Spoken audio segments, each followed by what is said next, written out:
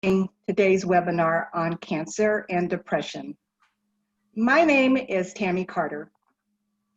I am a member of the Associate Board for Susan G. Komen. Komen Chicago's mission is to save lives by meeting the most critical needs in our community and investing in the breakthrough and research to prevent and cure breast cancer. Today, I am excited to introduce our guest speaker, Susan Buss. Susan is a licensed clinical social worker with over 35 years of experience in social work. She has worn many hats, from social worker and community agencies to psychotherapist in her community and agencies, to psychotherapist and president of her community or company, Big Consulting Incorporated. Please welcome Susan Buss. Thank you so much, Tammy. I'm so honored to be here. My life has been touched by cancer in my family, and with my clients as well, and I'm so happy to be doing this today. Excuse me. Bless you. Bless you. Now we'll start our questions. Our first question will start with Anna. Anna, please start with our first question, please. Hi, I'm Hannah Willis. I'm on the Chicago Komen Associate Board. I've been on it for a few years. I learned that I am BRCA positive and have had a lumpectomy in my early 20s and subsequent reconstruction. So I am here today as an advocate of early screening and wellness. So my question for you is, why are depressed people sometimes considered to be bad or weak? Thanks, Hannah. Well, depression itself is a really interesting history that I didn't know all of myself until I was reviewing this information. That really goes back several thousand years. But let me go to my next slide. There's a tremendous amount of stigma associated with depression today, and a lot of that goes back to its original roots. And so the first documentation of depression goes way back to 3,000 to 4,000 years ago in Mesopotamia. And at that time, instead of a physical condition, they considered it a spiritual problem. So instead of being treated medically, it was treated spiritually, and it was considered demonic possession. So you can imagine. And this same idea persisted even from the Greeks, Romans, Babylonians, Chinese, Egyptians, all through those cultures until 9000 AD, when a doctor began to see depression as a brain disease and recommended certain things like taking baths and certain types of behavior therapy, like actually rewards and things like that, sort of behavior therapy. So there are another 2,000 to 3,000 years where the mental illness was still treated with very barbaric methods. And this include all kinds of things: beatings, physical restraint, starvation, shackles, and once again in the Middle Ages, exorcisms, drowning, burning, lunatic asylums were the so-called treatment. And then as things began to gradually evolve a little bit, when depression began to be seen as more of a natural causation, not until 1621, Robert Burton published a theory that depression or melancholy may have social or psychological causes. And that's when the treatments such as diet, exercise, travel, purgatives, bloodletting, herbs, and music therapy was then recommended.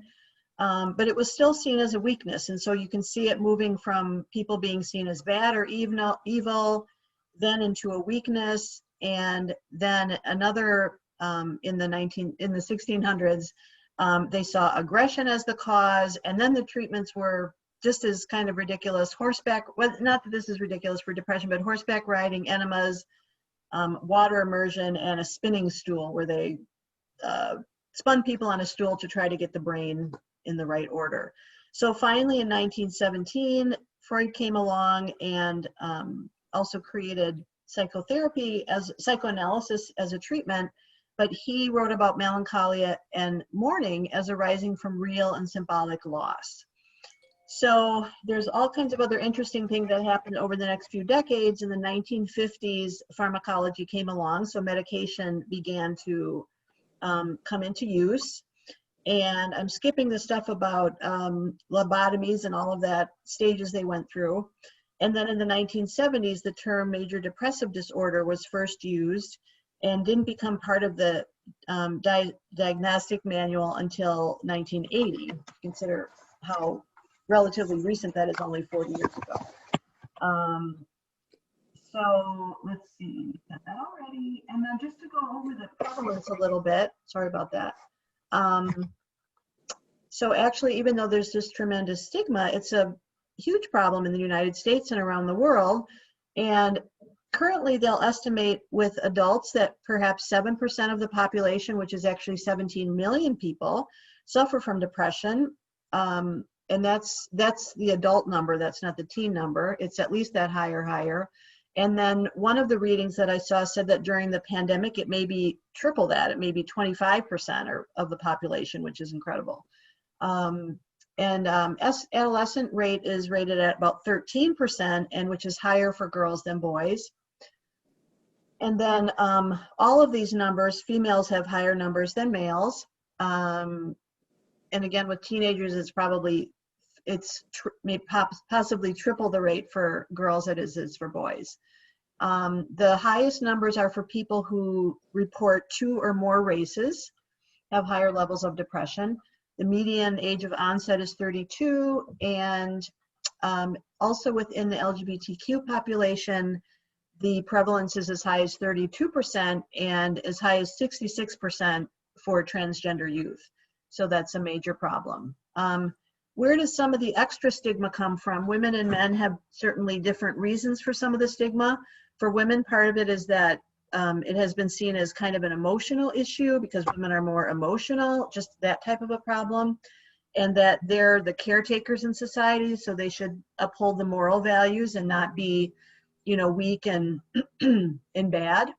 And for men, there's most people know about the sort of macho code or boy code, and it tells them that to be masculine, they should be tough and independent and don't show emotions. And so this makes it very hard then to seek treatment with all this stigma. So hopefully through more education and science and just other people normalizing depression, that these stigmas will be removed eventually.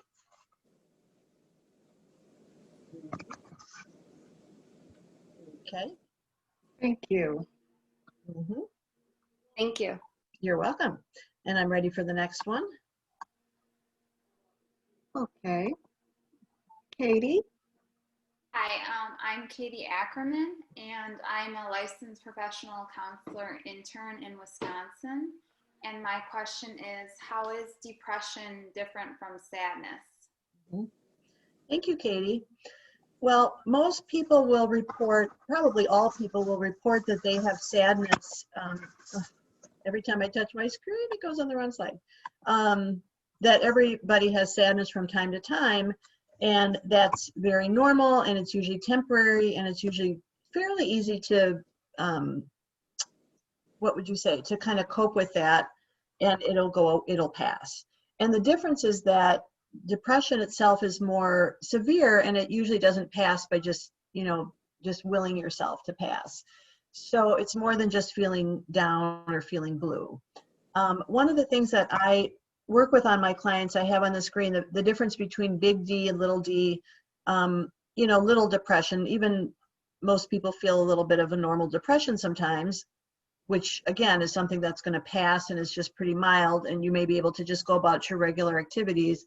But that's different from big D, which might be the more of the diagnosable type of depression. So this is the symptoms of most types of depression, which we'll talk about, have very similar characteristics, but there are 5 sort of main categories. And the mood one is the one most people are familiar with, of just feeling very sad and down. Also loss of interest, like not just wanting to do the normal things that you like. Sometimes people feel guilty. Certainly often they feel hopeless with depression, very overwhelmed. Then their behavior can change. Some people may have a lot of crying. Some people may really isolate and not want to go anywhere, do anything. Some people's energy level changes. They either feel very restless or very tired. And in terms of sleep, that people can either have too much, excess sleeping. They can have insomnia. They can wake up too early, or their sleep can just be poor quality, like very restless. In terms of other physical symptoms, either an increase in appetite or a loss of appetite, and then weight loss and gain. And then in terms of, there's a mental piece as well, which is that it can be hard to concentrate, and also certainly thinking about death or thinking about suicide is usually a pretty common thing. So that's for major depression. Not all types of depression are that severe. And so the part of the criteria says that there have to be noticeable symptoms, noticeable problems in day-to-day activities for at least a 2-week period. Pretty significant impairment. The other thing that I use with my clients is the 7-point scale on the screen, where I sort of go from +3 down to -3. And the face in the middle is considered sort of neutral or flat or blah. And there's times when people feel that on their way to depression. Just everybody feels that kind of normally. And obviously, +1 is nice, +2 is great. That's when someone's just kind of normally happy, this +1 to +2 is usually where they identify it. A lot of people don't walk around at a +3 all the time. That's pretty ecstatic, but we might have moments of that. And then on the other end of the scale, I'll have people, it's a subjective scale, but I'll have people say, what is it? What do you feel like? You feel just kind of mildly, or like 2 is pretty consistently down. And then 3 is usually 2.5 or 3 is where people feel suicidal. And so sometimes it's helpful for my clients, because one week they'll say, yeah, I'm really at -3. And the next week when they come back, we'll try to see, like, has that number gone up? Has it gone down? But I think just having a scale to measure how they feel helps them feel a little bit empowered. Okay. Thank you. You're welcome. Next Thank question. you. Thank you. Our next question is from Cynthia.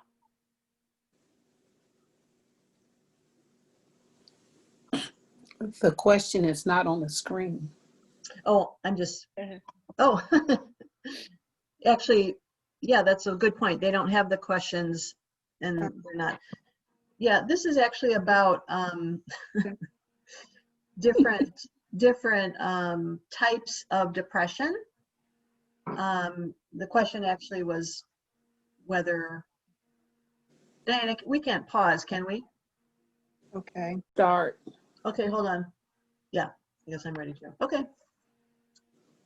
My name is Cynthia Johnson, and I'm a breast cancer survivor. My mom had breast cancer. My sister had cancer, and my brother. It's depression, just depression. Are there different kinds? Mm-hmm. Thank you, Cynthia. You're welcome. There are definitely different kinds or definitions. The first one that I described a couple minutes ago would be considered the major depressive disorder. That's more or less considered the most serious, severe form. Then there's sort of different breakout types. The seasonal pattern one is what many people might start experiencing now, this type of year. There's a fall seasonal pattern one. There's also a spring one that's maybe a little bit not as common. But in the fall, it's also called SAD, S-A-D. It's caused by the lack of sunlight that we start going into as the time changes into the fall. Our circadian rhythm gets kind of messed with. So our serotonin drops, our melatonin gets, kind of messed up as well. And so many of these same symptoms that severe depression has, in terms of the feeling of depression, lack of interest, having lower energy. Sometimes people sleep more than usual this time of year. Appetite could change, but also in terms of weight, because we might start craving carbohydrates this time of year. the ability to concentrate can change, feeling of worthlessness, and having low energy. And so we'll talk a little bit later about some things to do for that. The next one is in terms of postpartum onset, and many people know about postpartum depression. So there's a sort of common normal version that people just call the baby blues, and most women who do experience childbirth may have some version of this that lasts 2 to 3 days, or could also last a couple weeks. However, for some people it lasts much longer, and if it's not treated, it can last for several months or probably longer. But that would include the depressed mood, like lots of crying, anxiety, sleeping problems, and for some people it might have the problem where they have difficulty bonding with their baby. They might be afraid of hurting the baby. They might have feelings of panic, and they might fear that they're going to hurt the baby. So that's very important to be aware of. And I think, again, with women feeling stigma, to access treatment at that time, that, oh, I'm supposed to be so happy I have a baby, and I'm supposed to, just this idea that it comes naturally, but it doesn't come naturally. And it's important that moms get enough support, new moms get enough support. Bipolar disorder is also very common and fairly well known. And those are for people who have a pattern of either very high mood and very low mood. And so a manic episode is the extremely kind of up mood. A severely down mood is when people feel either very sad or very indifferent. And during the manic period, it may just be a very strong increase in energy. It may be people go through periods where they spend a lot, or they just do something to excess, and sometimes risk behavior, and that can be quite dangerous. So another type is dysthymia. They don't really call it now, they call it pervasive depressive disorder. That would be one that's more of a chronic, but more of a low level depression. And that's super common. That can come on as early as childhood or adolescence. And it's characterized by a low mood for a period of at least 2 years. You may have you have to have at least 2 or more of the depression symptoms. But just sometimes a person who has maybe a low interest in things in general, have kind of a gloomy personality, and if not treated, that can really affect people's quality of life. Adjustment disorder or situational depression is something that quite a few people experience as well.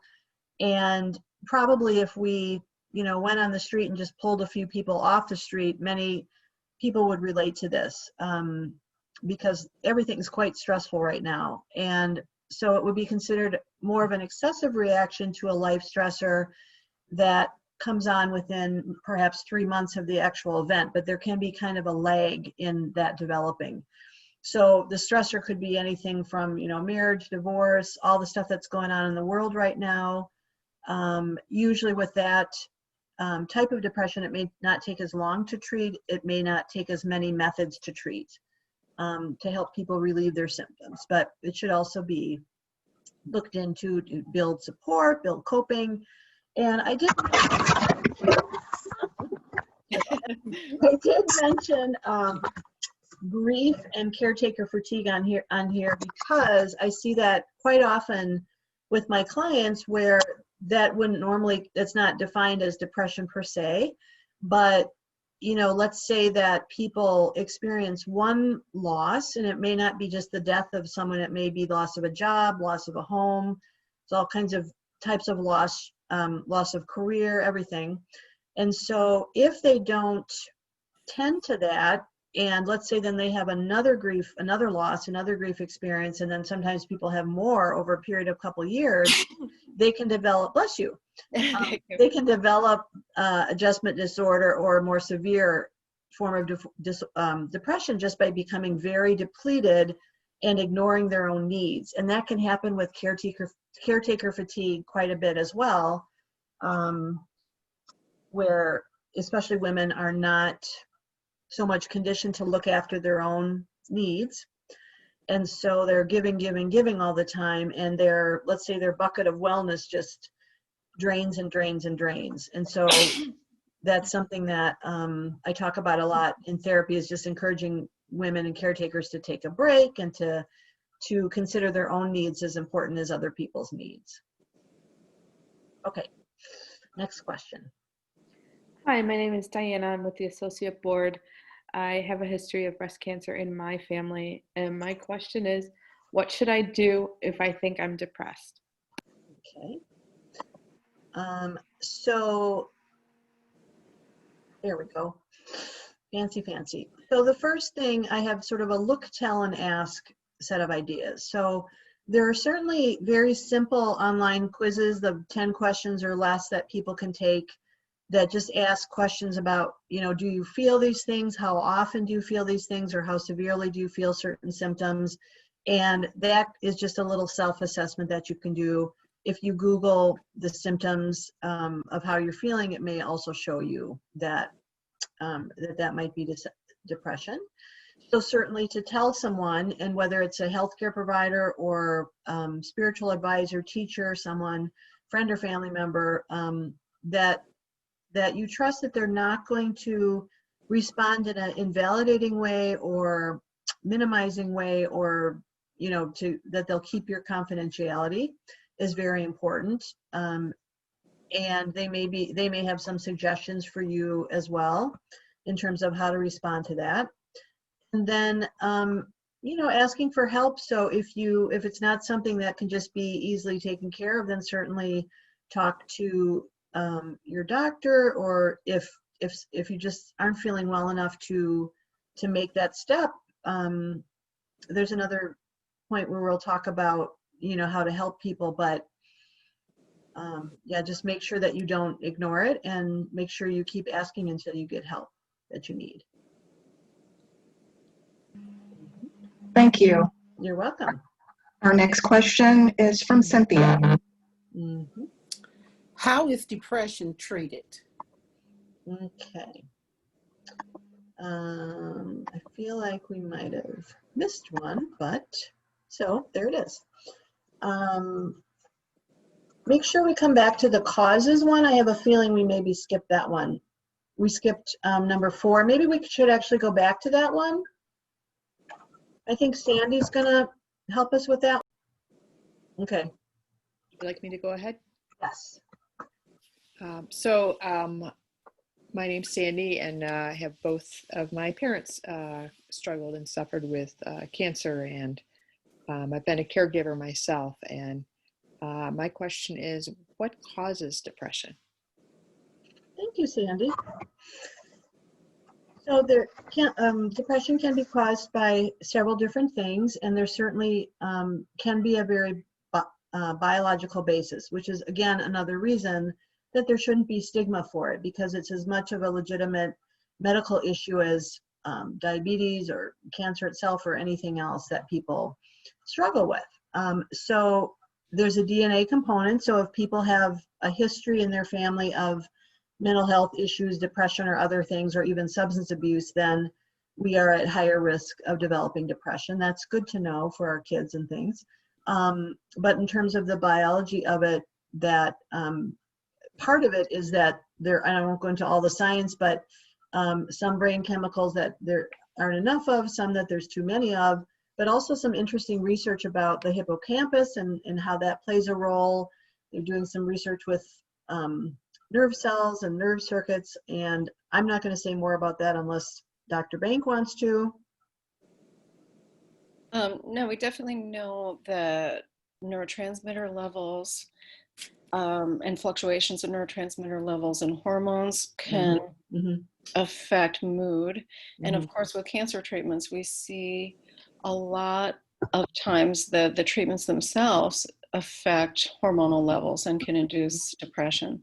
Right, and hormones, even for people who aren't experiencing cancer, hormones and chemical changes can make, thank you, Susan, can make a big difference.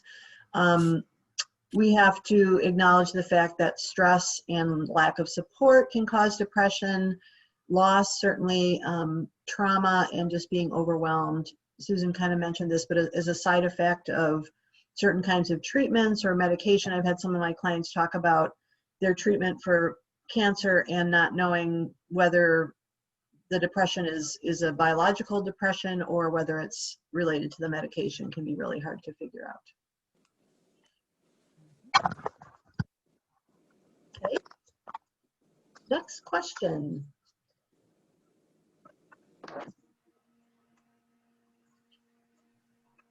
Okay, thank you.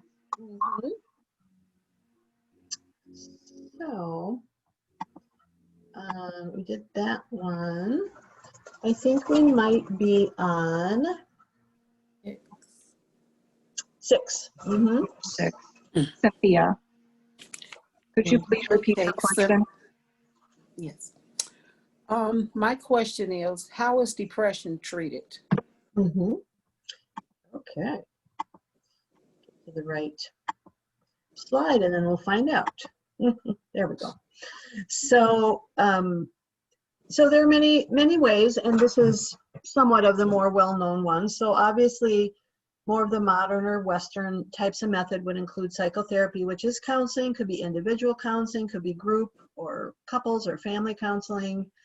And that could be shorter, long-term. Not all counseling is a really long-term. There's some brief therapy, which can be very helpful. Many different types of therapy. Medication is certainly very common. I know with my clients, it can be, even though for some of the medication, it can take, well, Dr. Banks would know about this as well, but can take a while to kick in. And sometimes that's hard for clients to sit through that period because in the meantime, they're still feeling depressed. And also there can be some side effects that make it uncomfortable. So it's important with the medication to be in contact with your doctor or psychiatrist to monitor all of that. And they can tell you whether the symptoms are normal and you can wait it out or not. EMDR is a relatively newer type of treatment. I won't go into detail, but it will kind of help people sometimes move through things faster.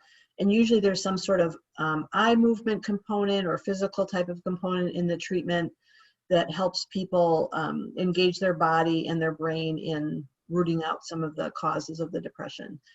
Certainly diet and exercise is important. With the seasonal affective depression, vitamin D level is very important. And so sometimes that can just be treated with that vitamin alone. Light box treatment where people have, I think, at least 30 minutes a day of a light box that you can purchase to help give your eyes and give your body that component it's missing to create the chemicals. I'm not saying that very well, but and then certainly things like self-help programs. And so, oopsie, I just did it again. So, and then I think there's more acceptance of what we would consider traditional, or traditional, even ancient type of things, treatments from other cultures, more acceptance than there used to be, but hypnotherapy can be very important, herbal supplements. And sometimes if my clients aren't real willing to try a prescription medication, they might be willing to try an herbal supplement. In the meantime, St. John's wort has a lot of research behind it, is quite common. Certainly if people have a thorough physical and they find out that they're vitamin depleted, then that can be very helpful. And I'm just going to see my own list here. So Reiki, I also practice Reiki. That can be helpful for people. It's very relaxing. Acupuncture, aromatherapy, music therapy, art therapy, the things that deal with the senses. So creating something beautiful or listening to something beautiful. Scents like lavender sometimes people associate that with relaxation and calmness and can kind of help them. There's some other scents like orange that are more invigorating. Meditation, yoga, prayer, cannabis, volunteering. The interesting thing about volunteering, they'll say, is that the hard part about depression is it does kind of make you concentrate more on your own world and insulate yourself. Whereas when you have to think outside of yourself about someone else, it can actually distract you a little bit. Of course, when you're depressed, you don't feel like volunteering. So that's kind of a tough one. Okay, next. Thank you. Mm-hmm. I would like to ask a question, please. Mhm. How can I help friends or family members who are depressed? Okay. Um, so, certainly people will tell me quite often that they haven't told anybody, even when they have, family and friends, that they've kept this to themselves, how badly they feel. And part of it is that stigma we talked about. They're going to think I'm weak, or I should just snap out of this, and a lot of families or friends may not understand that it's not just a mood. It's not, um, something bad about them. It's just something medical they need help with. So if you can be non-judgmental to that person, which just means not saying that they're bad for having this, and to be empathetic and just listen to how they're feeling and be understanding, I think is very important. And just to realize also, a lot of support people feel like, oh, I can't help them, I can't do anything, or I can't fix it. You can't do that, and you don't have to do that. But just to be a supportive listener is very important and can really be life-saving. There are a lot of people who perhaps may have suffered from suicide who felt like they didn't have anyone to tell. And so just think how many lives could be saved if people could tell somebody.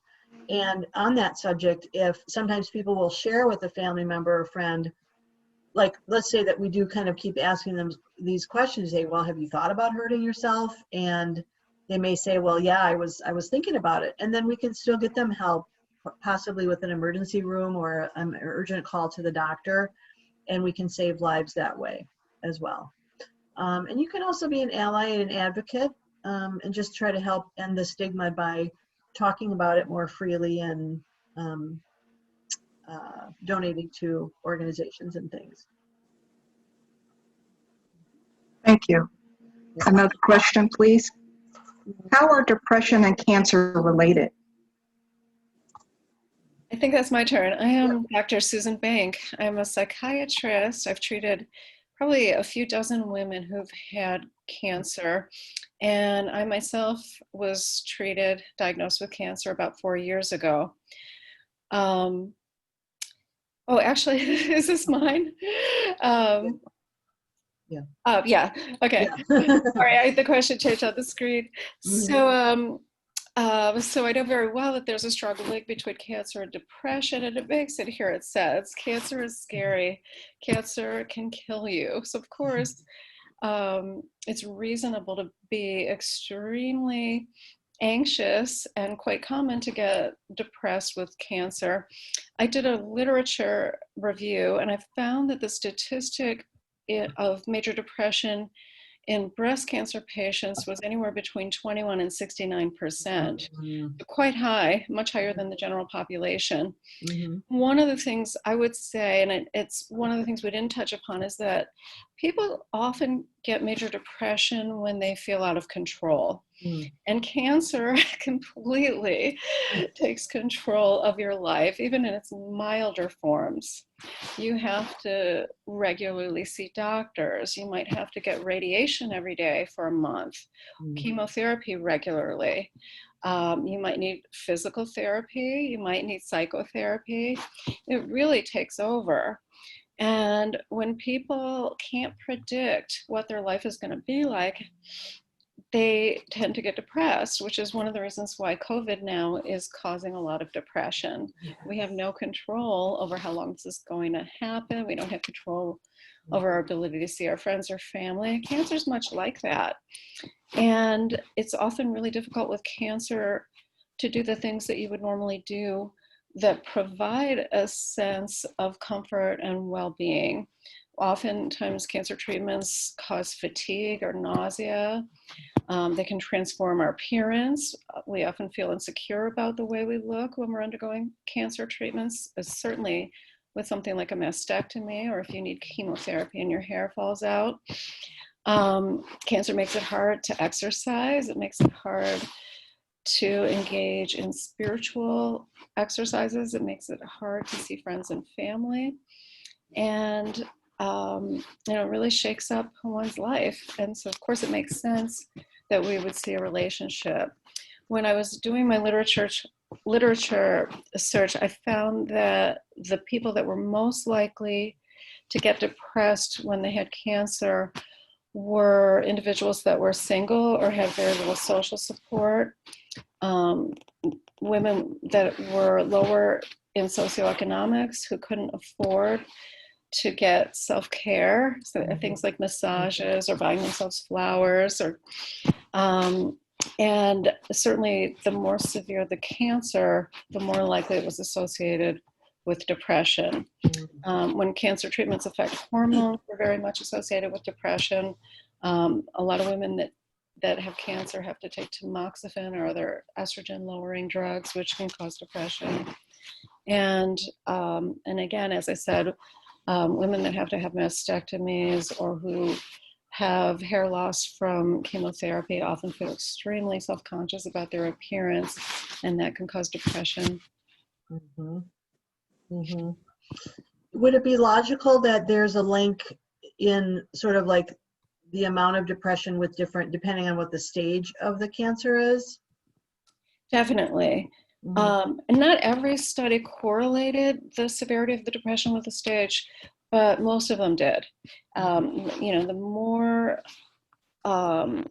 poor the prognosis, the higher the depression. And again, the more aggressive the treatments were, which then also led to more incapacity, more disability, which makes depression more rampant. My experience is when people can't go to work, they're way more prone to get depressed because they don't have the distraction of normal life. And when you're sick and you have all day to think about whether or not you're going to die, whether or not the cancer is going to come back, when you have all day to think about how sick you feel and how tired you are and how nauseated you are, it really takes over.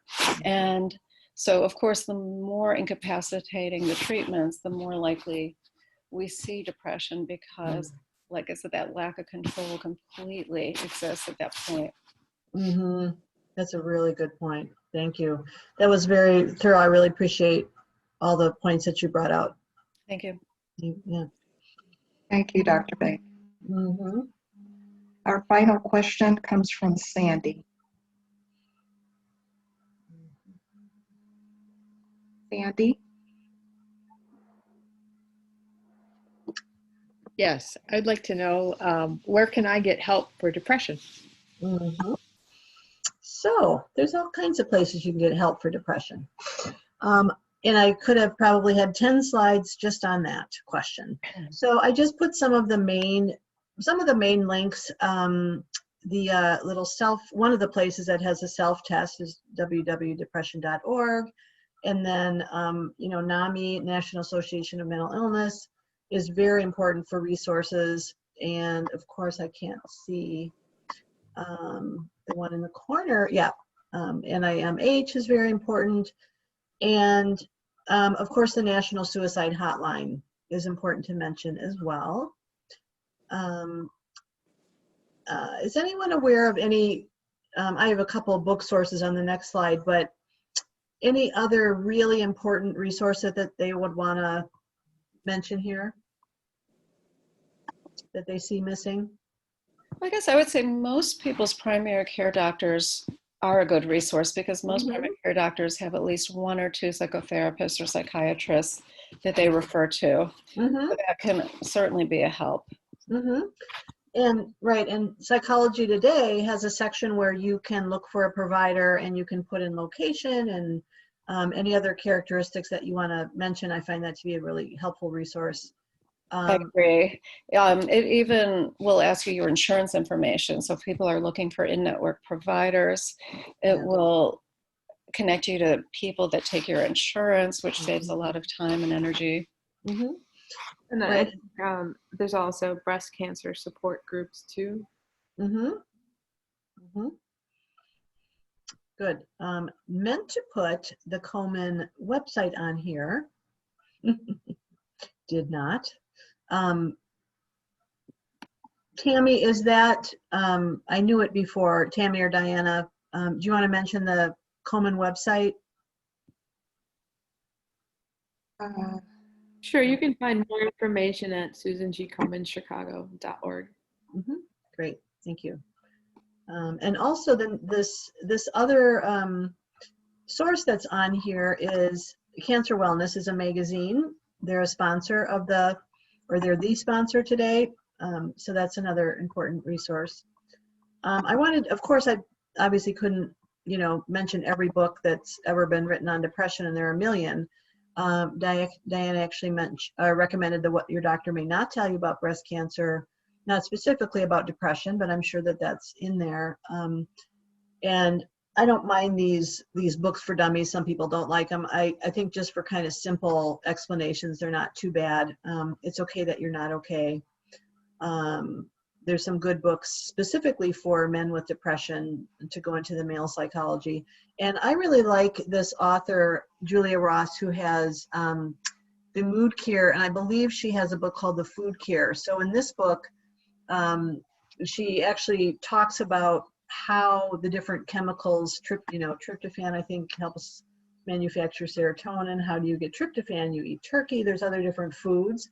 And I find that really empowering for some of my clients to be like, oh gosh, there's some dietary things that I can, some easy changes I can make that will help my mood. I feel like there might be one thing we missed just because I'm thinking maybe we don't. There is one, we have one on self-care, and I would hate to skip that one. It is number 7. I think Katie was gonna ask that one. Yeah, how is self-care and depression related? Okay, let's just go back. That's probably one of the most important things when it comes to depression, so I didn't want to skip that. First of all, you could make a case that some types of depression are preventable, although you wouldn't know that because you wouldn't know you had depression until you had it. But the more that people are, aware of themselves and lead a very healthy lifestyle, you can contribute quite a bit to your emotional well-being and prevent depression, or sort of getting support after a loss or a trauma or an illness. And I think the idea of pacing is very important. So in our culture, there's so much validation to do a lot and work a lot. And now that the lines between home and work have blurred, it's harder to get people to stick to a 9-to-5 kind of a schedule. So one of the things, so just in terms of prevention, I would say people will sometimes have a gratitude practice, which helps them not to ignore the negative things in their life, but just help them focus on or pivot over to things that they're grateful for, things that they're happy about. And that can help your brain produce happy chemicals, which your brain really likes. Decreasing social media time can be helpful, and TV screen time, computers. Being out in nature, making sure that you have some movement every day. Again, the volunteering, having a consistent sleep routine is important. And then there's an author, Mary Ellen Copeland, and she has a model that she calls the WRAP model, Wellness Recovery Action Plan. And there are 3 components to her model that I just wanted to share because I think it's quite an interesting tool, and it's kind of an easy thing to share with clients as well, the WRAP. And so Wellness Recovery Action Plan. One of the 3 tools is for people to have a daily checklist. So this is maybe people who are experiencing depression or have a history of depression, and they're trying to prevent it from getting worse or just try to stay well. So things on the daily checklist could be things like, making sure you attend to your hygiene. It could be doing some sort of movement or exercise every day, making sure you have an eating plan. I know a lot of my depressed clients will either stop buying groceries, stop eating, they just won't pay attention to it, and they may go for a couple days without meals, which is not going to help at all. And just doing something that you find enjoyable. The second one, her suggestion has to do with identifying triggers, negative triggers, and it's interesting because she basically mentions people, places, and things. So avoiding, if there's somebody who is not going to be supportive to you when you feel bad, or is going to lecture you or trigger more stress, avoiding those people, and avoiding places and things also that might make you feel bad. And one of the things she mentions is food, like certain types of food can can exacerbate the depression. And her third step is, to have a list of things, steps you can take to keep it from getting worse. And, these would be things like a list of people that you can contact who are supportive, which certainly could be your doctor and therapist and friends and family. And then having a list of special things. And I like how Dr. Banks mentioned massage, which should be on that other slide, list of something to give something nice to yourself, or even something as simple as flowers. Having a nice bouquet, you can do that for $3 to help pick up your mood.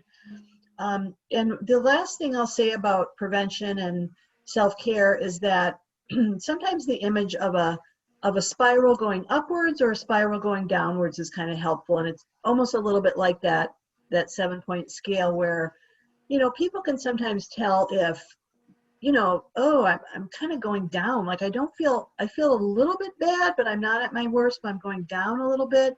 And sometimes it can be helpful to help people to intervene and stop the cycle going down, and they can learn to prevent that.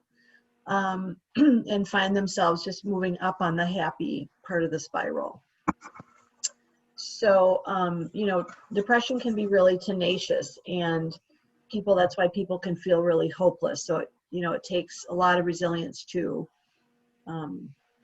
battle it. So that's why, I put like this nice picture of the vacation, which we all probably wish we could be on that beach right now. And I have the superhero woman, because so many women feel like they just have to do it all. And this lady here with these 4 babies she's taking care of.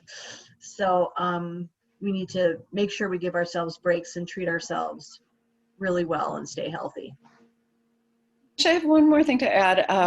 You didn't comment about alcohol. And, one of the things that we all quite often want to do when we're stressed is drink alcohol, but it significantly makes depression and anxiety worse. Even a quarter of a cup of wine will reduce serotonin production the next day. And while we feel a little bit better an hour after we have a drink or two, it tends to make mood symptoms worse.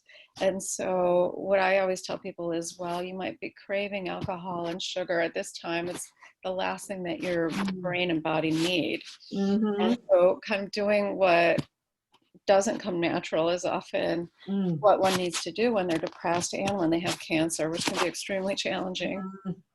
That's a super good point, Dr. Banks. And it's also, kind of a hard sell, because like you said, it, unlike, sometimes waiting 3-4 weeks for the antidepressants to kick in, sometimes alcohol is such a quick, seems like a remedy, but like to your point, does not, Right. In fact, it often will make medications not effective. And people don't realize that it's hurting them because they do feel better immediately, and they don't realize that they actually feel so much worse afterwards. Yeah. And sometimes just encouraging, just a phone call to another person, like one of these things mentioned, just having, I had a picture of a cup of coffee, just having like a small thing can help you feel better and act as quickly as alcohol, but you just have to be willing to do something different. That was a very good point. Thank you. You're welcome. So if there are any other comments that anyone else would like to make before we wrap it up. A lot of therapists and students on this call, which is amazing. It's been so informative. We really appreciate everything today. And how would others reach out to both you, Susan Buss, and you, Dr. Banks, for more information if we wanted to contact you further? I know you can find my contact information online, but I have an office in downtown Chicago, although of course with COVID I'm working remotely. But my office phone number is 312-332-4001. Do you have a website also? I actually don't right now. That's okay. Yeah. My website is on this page, which is susanbuss.com. I'm in the Oak Park, Forest Park area in Illinois, and my phone number is 708-642-7020, and I am seeing people both in person and remotely right now. Well, again, I thank you Well, both. Tammy, thank you so much. And Diana as well for hosting. This was so much fun and the information was valuable. I'd like to thank you, Susan, for speaking today and our co-sponsor, Cancer Wellness Magazine. Thank you for being And here. all the attendees, we really appreciate everyone showing up. Thank you so much. Thank you. Thanks, everyone. Okay. Bye.